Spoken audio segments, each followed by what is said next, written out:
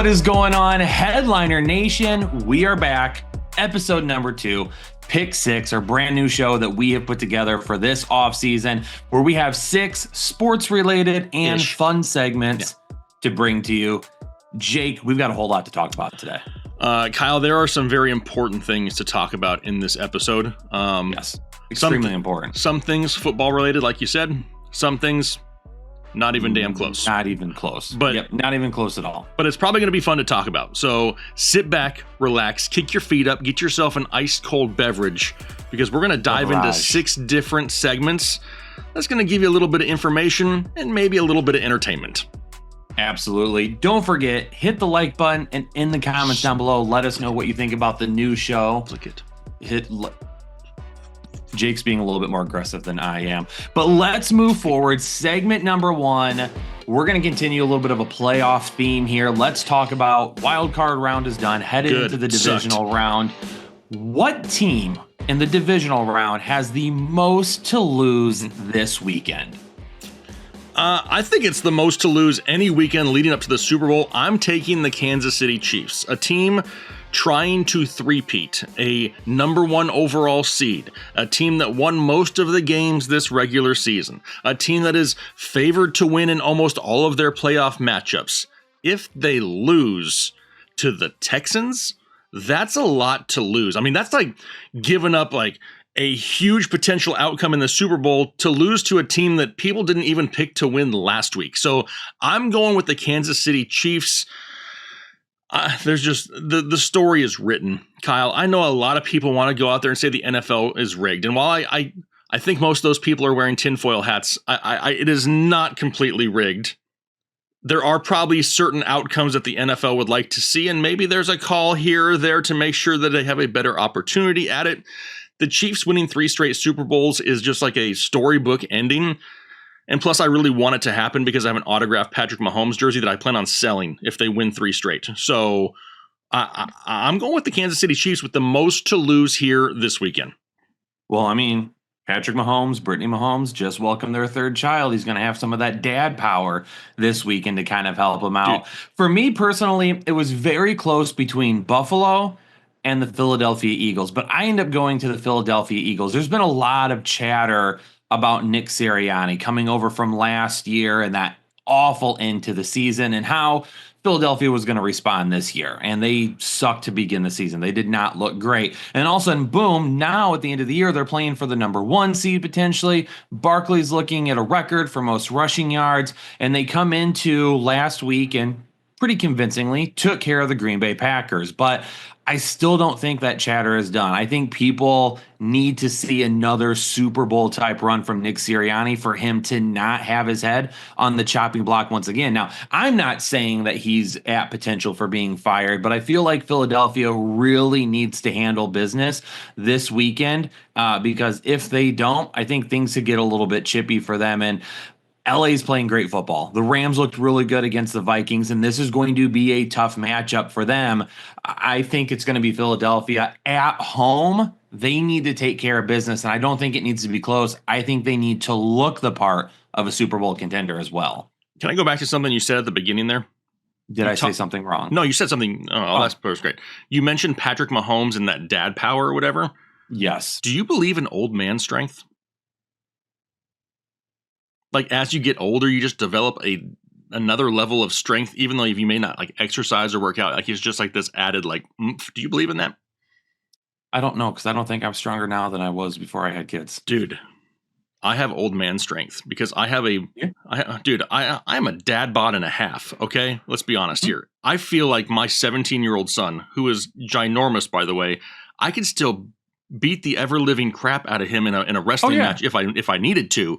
That makes sense. I think in certain situations, yes, like you can't let your son show you up, right? It's just like another gear I have. It's just like my body like downshifts, and the next thing I know, he's done for. Yep, absolutely. Okay. Just a little chokehold there. Not enough to choke him out. Just enough to show him who's boss. You know, I mean, I'm not out there abusing my child. You want him to black out just a little bit, just to know that you can do it, right? You may be bigger than your dad, but you will never be stronger. Never. If anyone's out there watching this from CPS, Jake really doesn't do that. don't call the police. Okay, thank you very much. My son is like Let's 6'7". I'm not worried about it. Let's move on. Segment number 2. This is a new segment. We didn't do this last week, but it is a segment that we talked about, and we're going to call it Inside the Behind. Yes, that is actually what we're going to be calling this segment. You had to have named that. Not what you think. You named that. What we wanted to do, and Jake had nothing to do with that name. That was entirely me. Yeah. We want to go inside the minds of our behind-the-scenes guru, Taylor and Devin, the guys that make everything look pretty, handle all the technical stuff, and give you a lot of the great content that you see on screen every single week. They make us look a whole lot sexier than what we are. And we thought it would be really funny because apparently Taylor and Devin have these super weird conversations that Jake and I are never part of. So we said, hey, when you have one of those conversations, send it to us right before we record, and we will give you our opinion on it. And apparently they had a very detailed and what's the word I'm looking for here? Like in-depth conversation about the pyramids. So they wanted to get our thoughts on the Great Pyramids this week. So inside the behind, let's talk about what Taylor and Devin did this past week. Jake, the Great Pyramids. Can I? Real? I want fake? I want to preface this by saying Devin and Taylor are much smarter than we are. This is true. Like, they're sitting there, they're editing videos, they're having conversations, and they are smarter than Kyle and I. The Great Pyramids. I don't understand how they were built. I haven't done a whole lot of research how they were built. How the hell they moved stones that were multiple tons up? Dad strength. Dude, that's some. Maybe they got all the dads. Dude, if that's the case, though, then I have lost so much hope for society. That matches up right there. I see that. Yes, I like the tie together. Why the tips touched and didn't intertwine, I don't know, but I don't want to talk about it. Anyway, I would lose a whole lot of hope in society if it was that, because there are dads out there and kids out there right now that can't build a fort with a sheet and a clothespin, and yet there were people back in the day engineering ways to move stones that weighed over a ton vertically. I mean, I know I've seen things that they used water to move stones from one section to another, and then they used, different types of ancient tools to get them upwards. How that would happen, though, Kyle, and how they would do it with such precision. Talk about people who are smarter than we are. I know there's a lot of conspiracy things out there. It's like, was it aliens? Did aliens build the pyramids? I personally don't think it was aliens. Do you believe in aliens? I don't think so. We sidetracked for just a second. Yeah, it's all right. Yeah, but I mean, it is one of those things where there are a lot of question marks around. I would love to go see the pyramids one day. I would love to try to climb them. Absolutely not, because don't they throw you in prison and cut off your hands or something? I don't know. I just made that up. They throw you in prison, I think. Or you get arrested or something for it. That one kid at the beginning of Despicable Me tried to climb them, and that's how they found out they were gone. Do you think they would have cut his hand off? I mean, not in the children version, but maybe in the adult version. There's an adult version of Despicable Me? Google it. There may be. Nowadays, it would not surprise me. But it's called Discipline Me. Kyle, this is why we have to limit these types of. Hey, we're supposed to be talking about the pyramids, Kyle. How do they get the stones up there, Kyle? How? Tell me how. Educate me. Educate the people. You're the one with the college degree here. I don't think I'm the one to educate you on this because I did not participate in Egyptian studies. This is one of those things that I feel like it hurts my head too much to think about. Like, because I don't know how you can fathom that people like you and I, maybe a lot stronger, I don't know, were able to move these things around and create something like that in a time where you didn't have the equipment to do such a thing. Did aliens come? I don't know. Now listen, I do believe that the universe is big enough. There's got to be something out there. So I don't think we're just here hanging out alone on planet Earth. Somebody's out there or something. But I don't really know if they came down here and built pyramids and still haven't come back to reclaim their territory. I don't know. Maybe Megatron took out that race or whatever. Transformers. So I like it. That makes sense. I saw the movie. So that's one of those things I don't really like to think about. It just hurts too much because I don't know. I can't fathom how they would have done it. I don't know either. I mean, think about this. Like, I know it snows where you are. I know you were saying it was snowing the other day. Do you ever put like that ice melt stuff out on your driveway or sidewalks? Yes. Imagine that. There's bags of like 50 pounds of ice melt, and you do like 2, 3, 4 bags, and like you're tired, right? That's like That's like 200 pounds. Imagine, it's not like they moved one stone a day and then took a vacation. I mean, it was like nonstop. How do you continue to move that much weight that consistently? Do you think they got PTO back then? Absolutely not. Okay. I mean, paid time off at that point was probably like the equivalent to like, you get to sit for 5 minutes so you don't die. Like that is probably, I think they were just hoping to get water. Yeah, like a ladle of water. A ladle. I don't think I've ever used the word ladle before. Ladle. I don't think I've ever used that. But yeah, I mean, they're just like hoping for a little bit of water because in Egypt, I mean, I've seen pictures of the pyramids. There is nothing that resembles water. However, I did remember, and I don't know when I learned this, I thought they said that there was like back in ancient times, there was like an underground river or like one of the rivers there. I think I've heard that too. Well, it was what helped them move the stones, but there ain't no damn water there now. That's all I know. There's not. I wish we could just find something to pick up the pyramids. To see what's underneath? Just to see what's underneath. I mean, I don't know. Maybe one day. Tombs underneath? I don't know. Let's call Elon Musk. If anybody can do it, he can figure out a way. We'll attach rockets to it. Maybe. Probably Let us know down in the comments, though. What do you think about the Great Pyramids? And also, built? Do you have some weird topics that you want us to discuss on next week's Pick Six? Leave those down below as well, and we'll see if we can get the community involved for some segments that we want to do as well. But you know what? I think it's time that we start living in the green again, because we did last week with our picks over on Underdog. But you know what, Jake? Really crazy idea here. Okay. I feel like a lot of people watching right now use the fantasy headliners to level up their fantasy game over the past year. Damn right they do. Absolutely. Well, here's one for you. The fantasy headliners, we also have people that we use to help level up our game, and are our friends over at Turtle Beach. Listen, their headphones are some of the best headphones that you can buy, whether you need them for gaming, listening to music, watching your favorite movies. It doesn't matter. And the noise canceling on these things are freaking fantastic. Yeah. Jake and I had a conversation about this yesterday because both of our kids have Turtle Beach headsets when they play their games, and we are literally 10 feet away screaming at them to get them to pay attention. So if you're a parent, maybe that's not what you want. But if you're somebody out there that wants to not hear all the nagging and things around maybe you have a nagging wife. I don't, but maybe you do. Whoa. I don't. Maybe some of you do.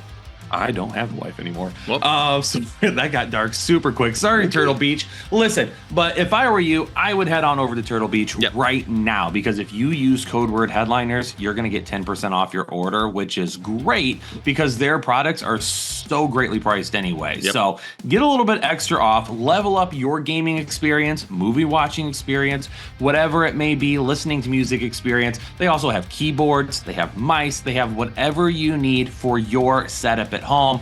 Thanks again to our friends over at Turtle Beach for helping us level up our game all season long. But for everyone watching right now, let's level up your gaming experience as well, but on the fantasy side of things, and let's jump into our Underdog Pickems for the divisional round.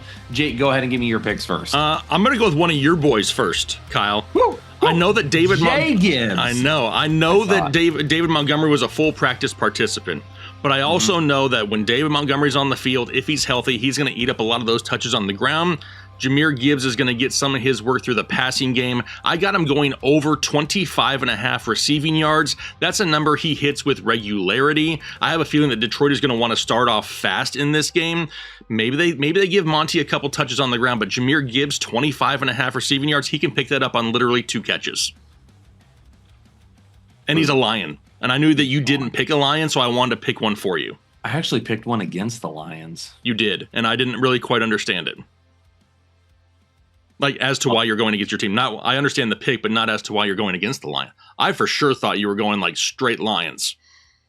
No straight Lions. Okay. My first pick is going to be Derrick Henry. I'm going to go over 19.5 rushing attempts. We talked about this last week when we made our picks for the entire playoffs.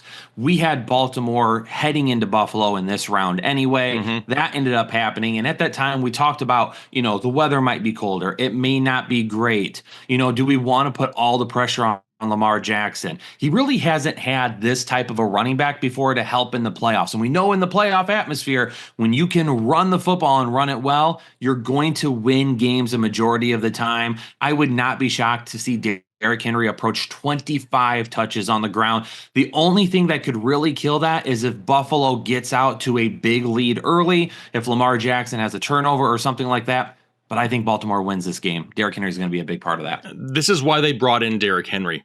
Is when the playoffs come, they can just beat you to death on the ground. Agreed. Run it. Can I give some love to a kicker?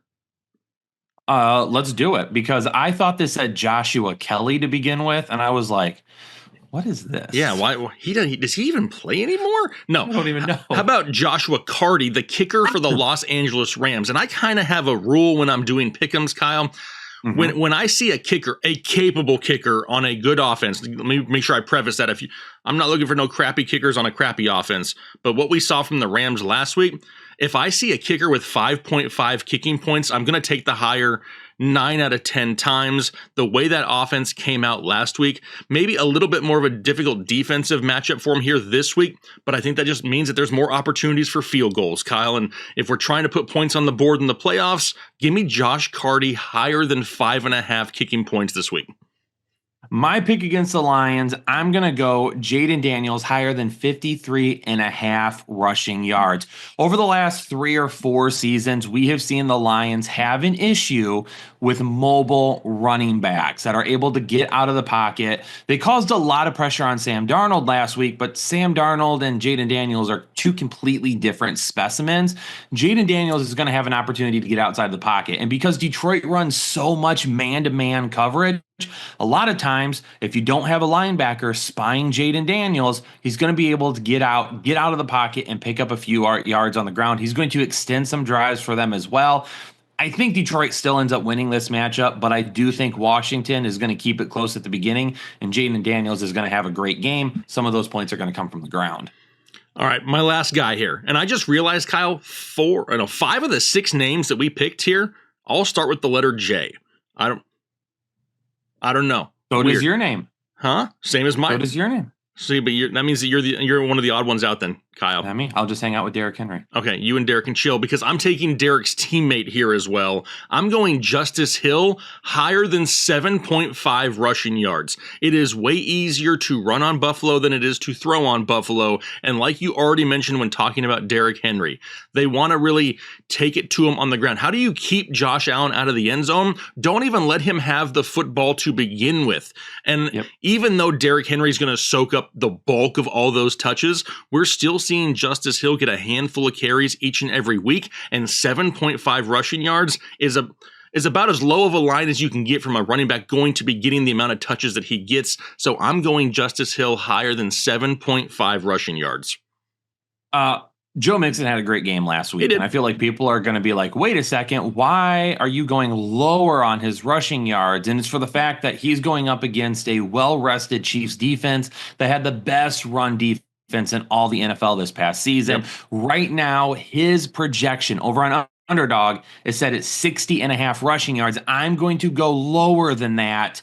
Being there in the 60s, I think we're kind of safe with that number. If we were more towards the mid-50s, I may not feel as good about it. But over his last 6 games, Joe Mixon only hit that number one time, and that was last week. He slowed down a little bit at the end of the season. They're going to have to try and run the football, but if Mahomes and company can get up on them early, they're going to get out of that running the football. They're going to have to rely on C.J. Stroud throwing it, and because it's already a tough defense to run against, I think Joe Mixon goes a little bit lower.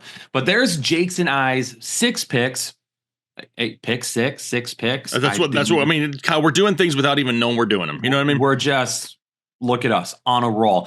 But hey, if you want to play any of these pick'ems over on Underdog with us, make sure you go over to the app right now, download it, sign up, use code word headliners. You're going to get a super special pick'em that's almost guaranteed to hit that you can pair along with any of these. Plus, you're going to get a potential deposit bonus of up to $1,000. So make sure you head on over to Underdog, get signed up with code word headliners, and play some of these pick'ems with us this week.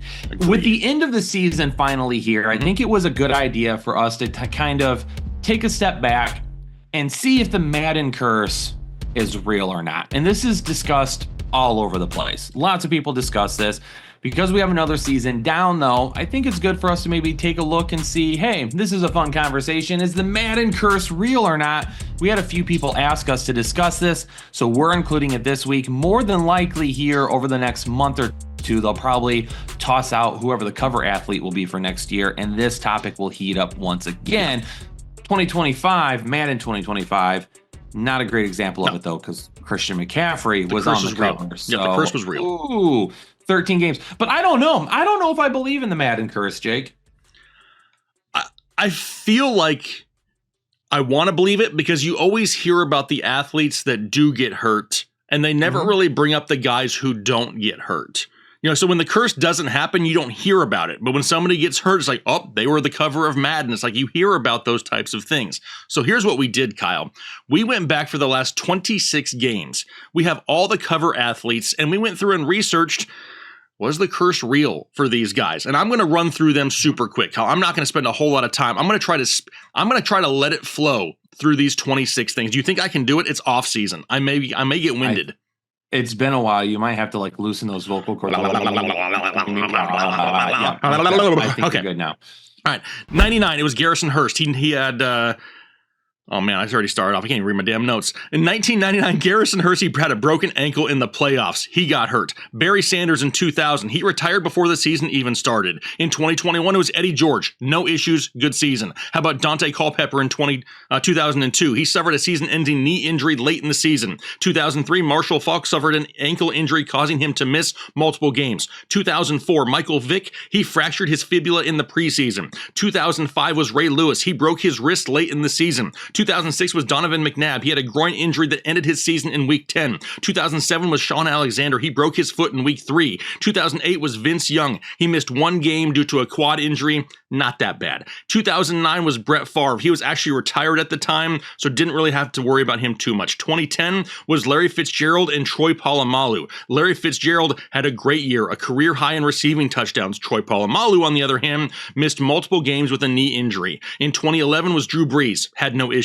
2012, it was Peyton Hillis. A lot of people watching this show. The most obscure cover athlete of all time. I bet you there's a lot of people watching this show right now don't even know who the hell Peyton Hillis is. He missed multiple games with a hamstring injury. 2013 was Calvin Johnson. He had a single season receiving yard record, no issues. 2014 was Adrian Peterson. He missed multiple games with a foot sprain and a groin injury. 2015 was Richard Sherman, no issues. 2016, Odell Beckham, no issues, had a career high in receiving touchdowns. 2017, Rob Gronkowski. He ended up missing 8 games. 2018 was Tom Brady. He was the MVP, so no issues. 2019 was Antonio Brown. He had a career-high 15 receiving touchdowns, but that would be his last year in Pittsburgh, and then his career spiraled after that. 2020 was Patrick Mahomes. He missed multiple games with a knee injury and an ankle injury. 2021 was Lamar Jackson. No issues. 2022 was Tom Brady and Patrick Mahomes. Brady and Mahomes both had great years. No issues for either one. 2023 was John Madden. Hard to say that he was cursed in his own game when he doesn't play. 2024 was Josh Allen. No issues there. And then last year, we had Christian McCaffrey, who did miss 13 games. So Kyle, that is 28 players that have been on the cover over the last 26 games. 11 of them avoided the curse, which means 60% of the athletes on the cover of Madden have been affected by the Madden curse here in the last 26 years. But I feel like lately there hasn't been that bad of an issue. Like when you were reading the early years, it was like miss time. But then like before Christian McCaffrey this past year, Josh Allen had no issues. Madden doesn't count. Yep. Brady and Mahomes had no issues. Lamar Jackson was fine. Mahomes, he did miss multiple games with a knee and ankle injury, but for the most part, when he played, he was fine. Yep. Antonio Brown was fine. Tom Brady was fine. Yep. Gronk missed 8 games. Beckham was fine. Sherman was fine. Yeah, Adrian as of late, it's Peterson been less.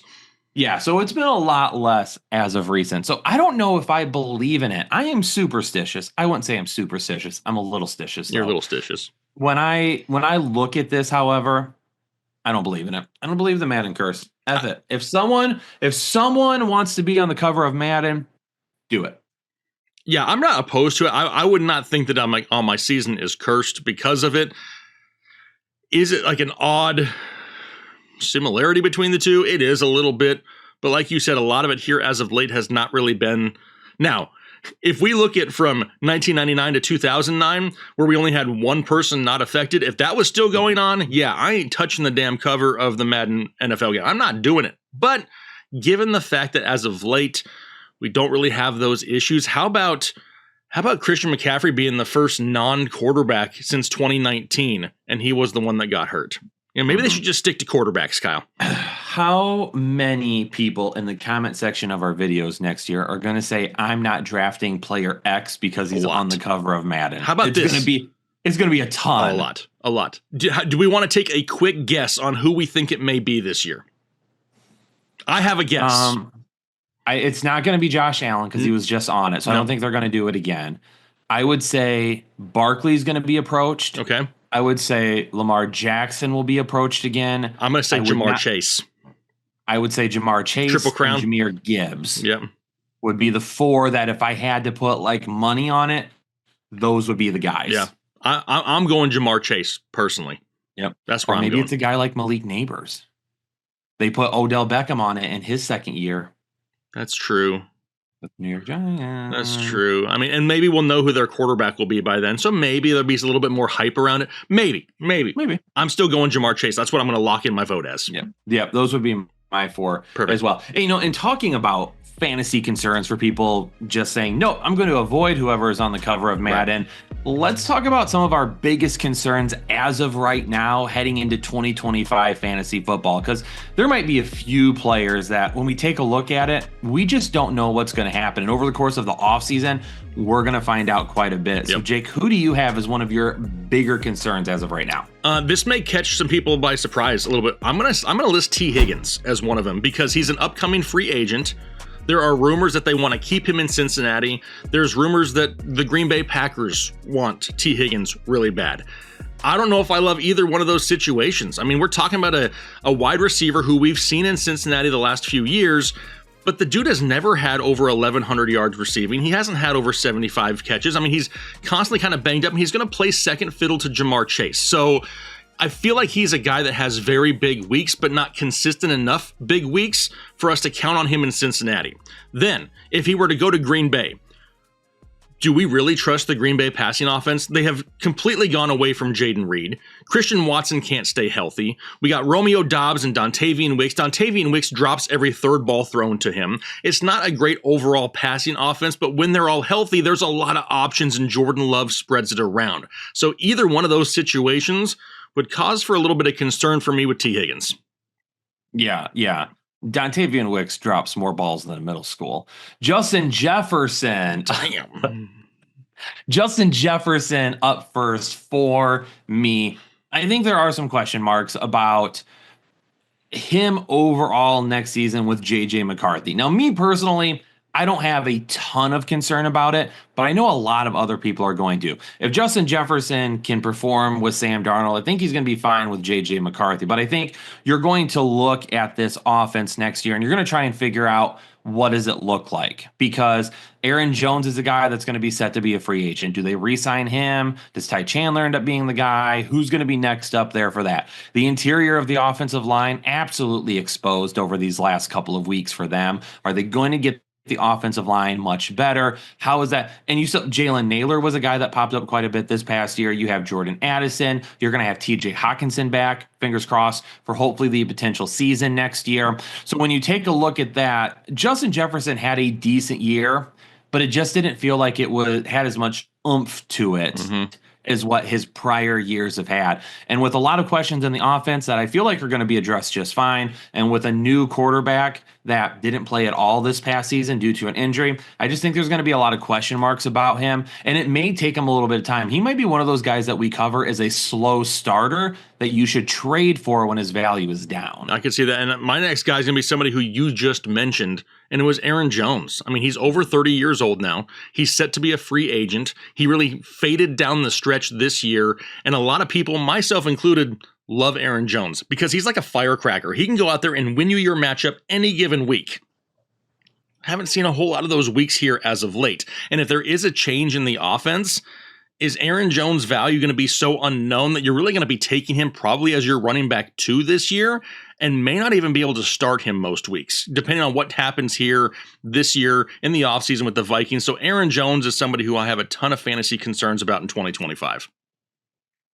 I'm going to be a little bit concerned about my Detroit Lions heading into next year. You should. That's assuming that Ben Johnson does end up leaving. He will. And we'll see how this ends up going. I thought he was going to leave last year. So the fact that he came back then shocked me. But I do believe he's going to be gone as well. Maybe something comes up. He decides to stay another year. I don't know.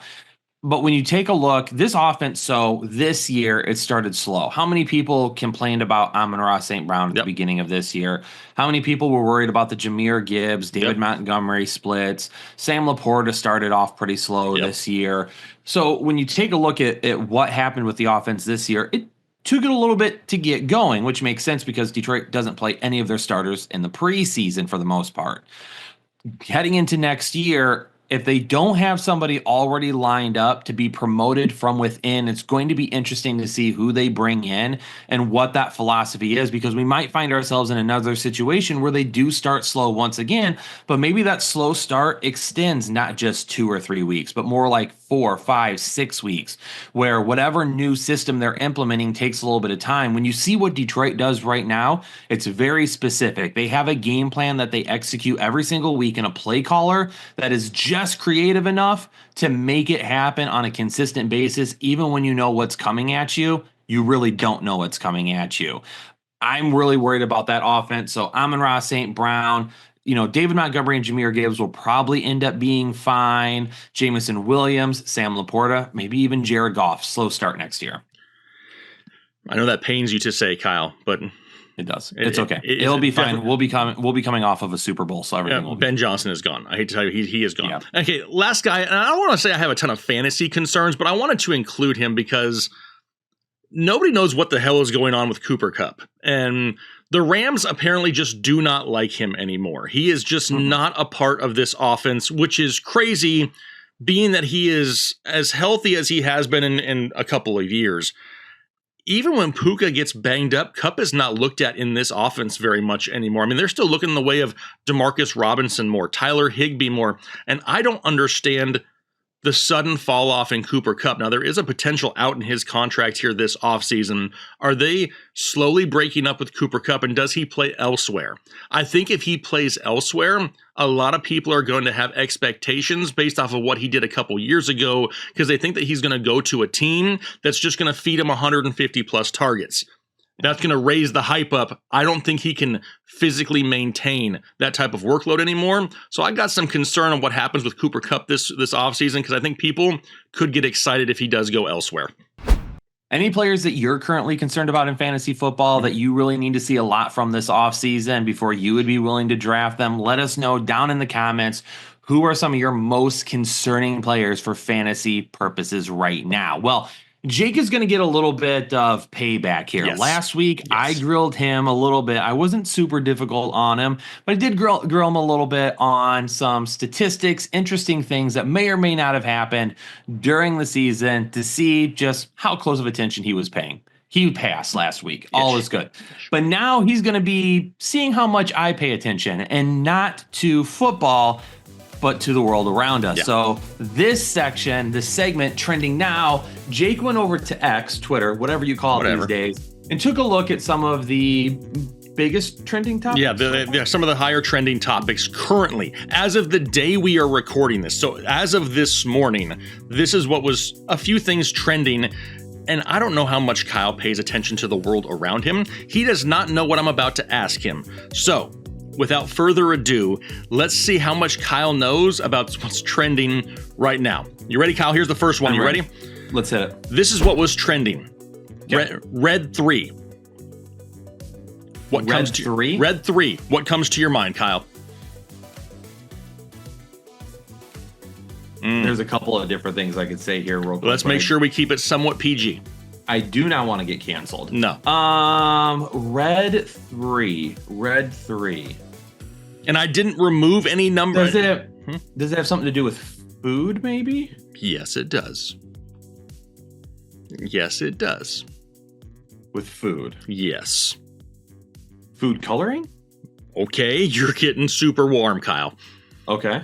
Okay, I mean you're like that's as burning close up. as we're getting. Yeah, I mean that. I'm not getting able to do that. Okay, so do you have an idea what red 3 is? I know you said food coloring. Food color. I know No. it's actually that the main story here is, Kyle, is that the FDA has banned red dye number 3 in foods. Oh, red dye. Okay. Yes. So red 3 was trending. If you don't know about it, it's made from petroleum, apparently. Looks like it causes cancer in animals. That's sad. Like petroleum jelly? I don't know. Is it petroleum like gas like you put in your car? I have no idea, Kyle. Because I'm always lathering myself up in petroleum jelly. Anyway, all over. Food manufacturers have until January 15th of 2027 to remove it from their products. Kyle, if you were to Google the list of products that have red dye number 3, there are a ton of them. So okay, hold on. I want to try and guess one real quick. Okay, well, let me pull up the list of them here real quick. Go ahead. Hang on one second. Okay. The very first thing that came to my mind when you said that was Mountain Dew Code Red. Okay, well, let me look. Let's see. I don't know if that one's in there. What? Food. And honestly, if you're drinking Mountain Dew Code Red, blue dye or red dye number 3 is probably not the biggest concern that you have with what you're putting in your body anyway. Yeah. Let me see here. I'm trying to find the full list here. I found it earlier, but I didn't save it. But also, Mountain Dew Code Red is very tasty. I don't know if I see Mountain Dew Code Red on there. They're never going to sponsor this show now, though, because we mentioned them. Yeah, no. Pepsi's completely out. Here's just a few. Here's a list of a few that are on there. Jelly Bellies. You heard of Jelly Bellies? The jelly beans? Oh, jelly beans. Yep. Yeah. The Trolley Sour Crunchy Crawlers. Brock's Candy Corn. Double Bubble. Oh, candy corn. The Double Bubble. Double Bubble. Really? Yep. Toaster Pastries. Entenmann's Little Bites Party Cake Mini Muffins. A lot of ice pops. Maraschino cherries. I love cherries. I love cherries. Now those, let's be real, those aren't real cherries. Probably not. They're like fake cherries. Yeah, but still, they're delicious. They're like if real cherries got a boob job. Still delicious, but you can tell. But you can tell. I would totally agree with that, 100%. But anyway, there's a few things on there. They don't really go. Devin is clipping that 100%. 100%. That's going to end up in a short somewhere, unfortunately. Yeah, okay, Kyle, you ready for the next thing before we just Let's go next one? All right, here we go. Kyle. Yes. Why is Diet Coke trending? Diet Coke? Yeah. Is this causing cancer too? Not in this case. I'm not a doctor and I cannot give you factual information if it does or not. Is it explosive? I hope not. I just feel like the thing that came to my mind was people putting Mentos inside it. Okay, I mean that's not why it's trending. Okay. Do people remove like rust with it? No, you could probably do that with regular Coke. I don't know about Diet Coke. Okay, I don't know then. All right, Kyle. Here is the reason that Diet Coke is trending. Okay. The Coca-Cola CEO presented Donald Trump with the first ever presidential commemorative inaugural Diet Coke today. That's weird.